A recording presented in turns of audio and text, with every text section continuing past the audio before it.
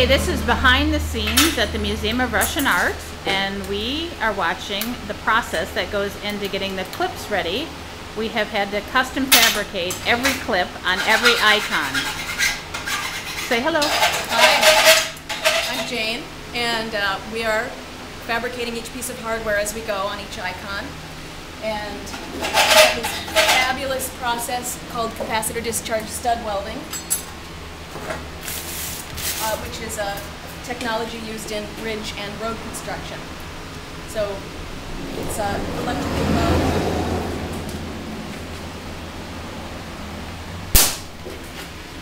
that allows us to really quickly fabricate a custom piece of hardware since we got the icons and had only a week to install. So that's our solution.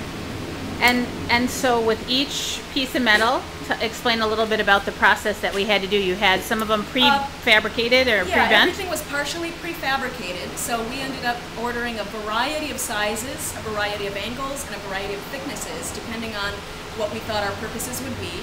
So I was able to then have the crew custom call each piece and then bring the measurements to me, and I'm able to then make it exactly how they want it. So we had these cut to length and bent by a metal fabricator in town.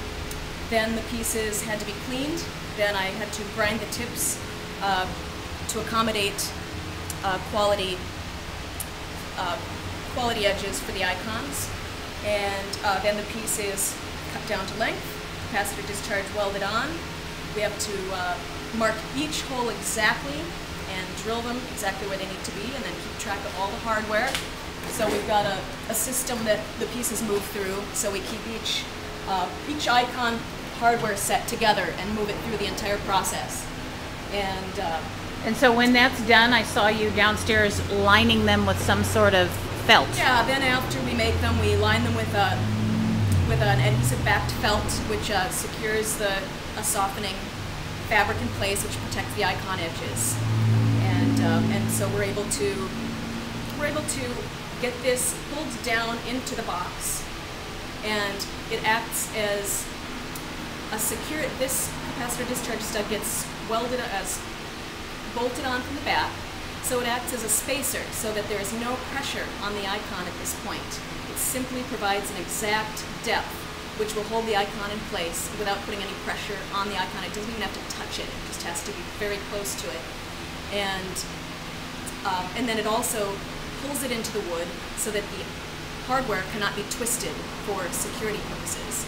So it's sort of a multi-purpose process that's working out quite well. Okay, so give us the background as to how a little woman like you becomes working with the grinders, the blow torches. Tell us about your background. Well, I'm a public artist and a sculptor, and I've actually used this technology before. I used this same method with a different outcome for a piece of public art on Highway 55, and I went to school for art, so I had a lot of welding experience during college, and I worked with a lot of fabricators and a lot of people that deal with materials and processes. So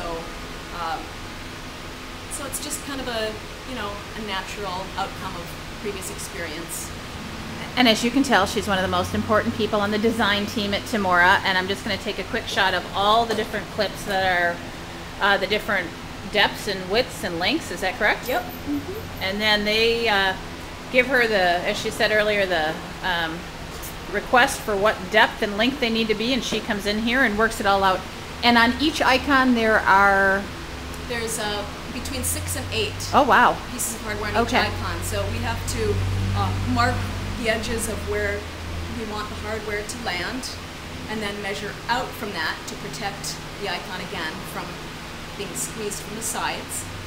Then we drill those holes, and then when we drop the hardware in, it's also, we have to measure above the top of the icon so that there's a slight gap between the hardware and the icon itself, so that we're able to literally just tuck that icon right into the piece of hardware without any pressure.